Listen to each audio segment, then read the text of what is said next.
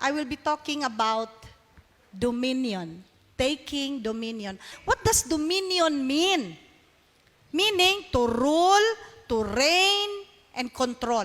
Ibig sabihin, nakay lugar, murag nakay gingharian ba? Murag halimbawa, diri, ikaw ang in charge diri. Ikaw ang nagdominion diri. Kami sa akong bana ang gitagaan sa Ginoog dominion over Love the Children Foundation. Sa community, sa ministry, sa inyong pamilya, kamo ang mag-take dominion, anak. Amen? Kita, gibuhat yun ta sa Ginoo, gidesign yun ta sa Ginoo to rule over the earth. Ang gusto sa Diyos nga ang iyang karakter, buhay makita sa atoa. No, nag-serve ta sa iyaha, pero makita ang iyang kinaiya. Amen?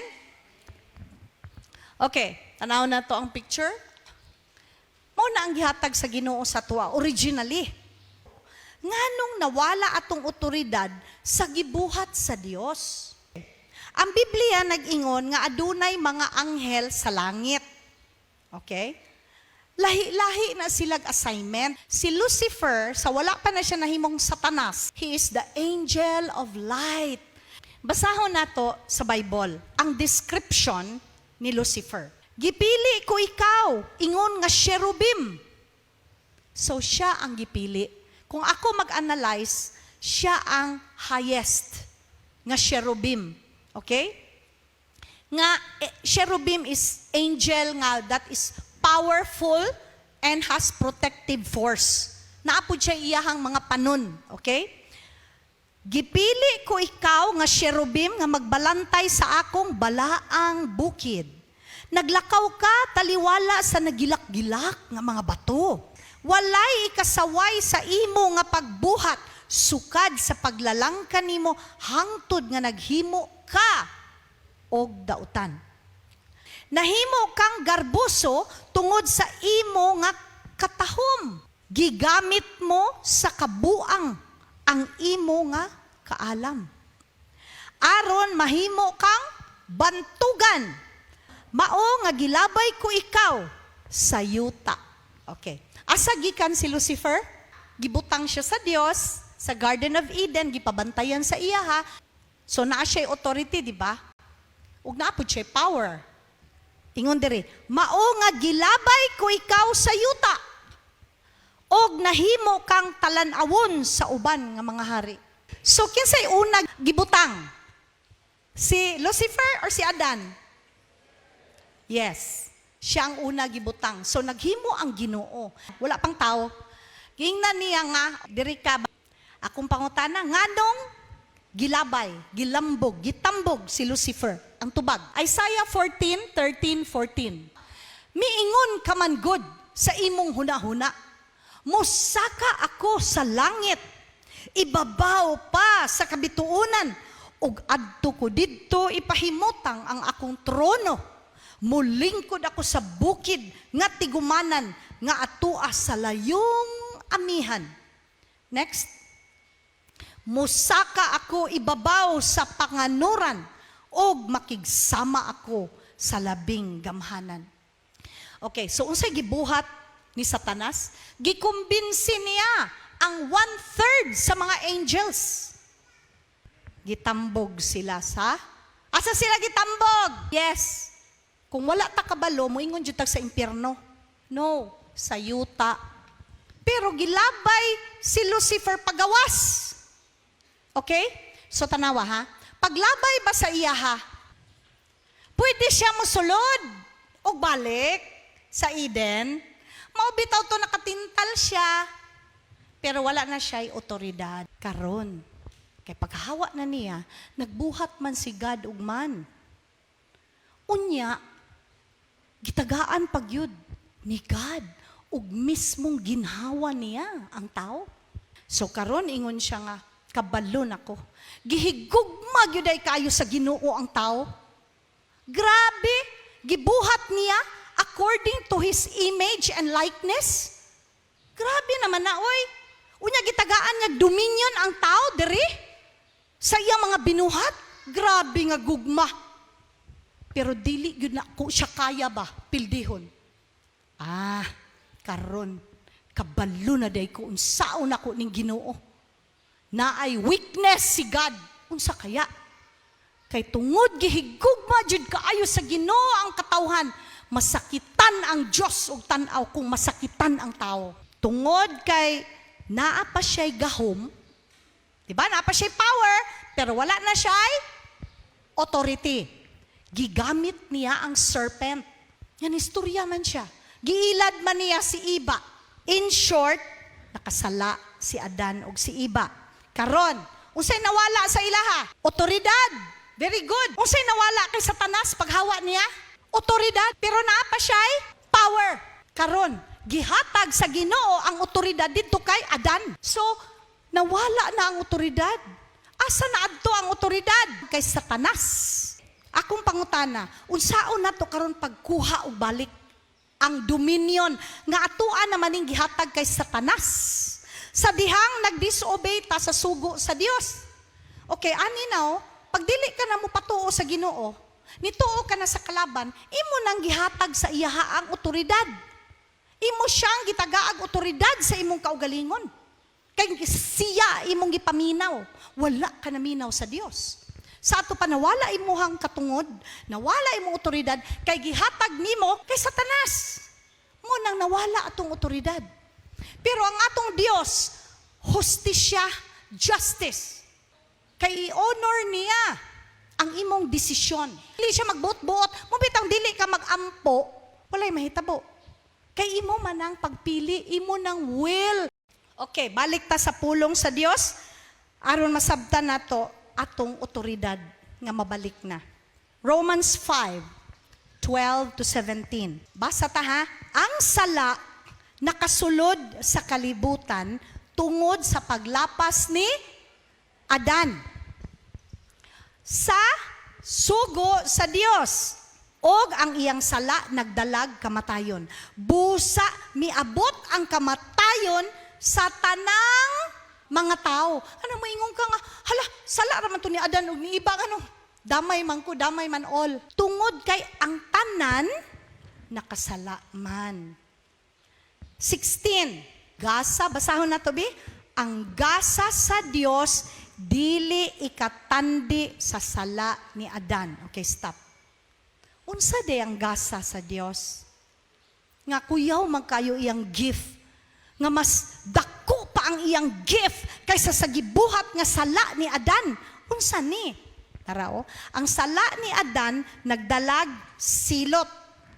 Apan tungod sa gihimo ni basa daw bi? Kristo.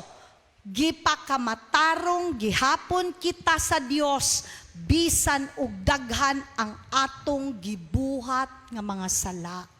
Muna nga dili ta magsigi og tan-aw sa sala sa tao nga i-condemn nato sila. 17. Kung tungod sa sala sa usa ka tawo nga si Adan, ang tanan mamatay. Nan labaw pagayud ang bunga sa gihimo sa usa ka tawo nga si Hesukristo. Kay kadtong mga midawat sa dako nga grasya ug gasa sa Dios, pinaagi kang Kristo gipakamatarong sa Dios ug makaangkon silag kinabuhi. So, dako kaayo ang gasa sa Dios, di ba? Amen? Grasya. And grasya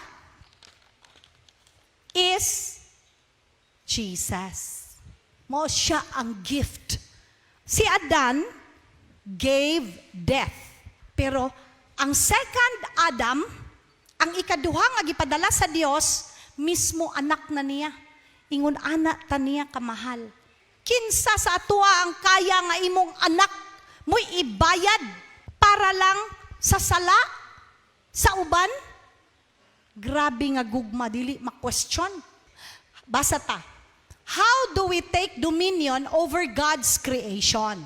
Dominion is the power God has given us to transform His creation, to subdue the earth making it an incredible place for God's image to flourish. Karon, we are dealing with our spirit man. Kay mao naman ni ang gipakamatyan ni Jesus. Mao naman ni ang dalhon. So, kinahanglan ang karakter gyud ni God mo gawas sa atoa.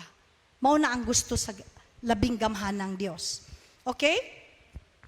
So, kinahanglan na siya mo flourish. So, mao na nga nagbubo ka. Kaya para ang imong espiritu ba mabuhi. Dili nga lanta ka gamay lang pagtayog sa kinabuhi. Wala na. Di ba? Dali kay ta ma-affected. Kung matumba ka, dili dahin kakabangon. Awa may dilig-dilig. Okay. How do we take dominion? Naalang ko itulog kabutang pahinumduman ako sa inyo ha. Number 1. Allow, basaha daw, allow God to change your mind. Okay. To take dominion over your mind.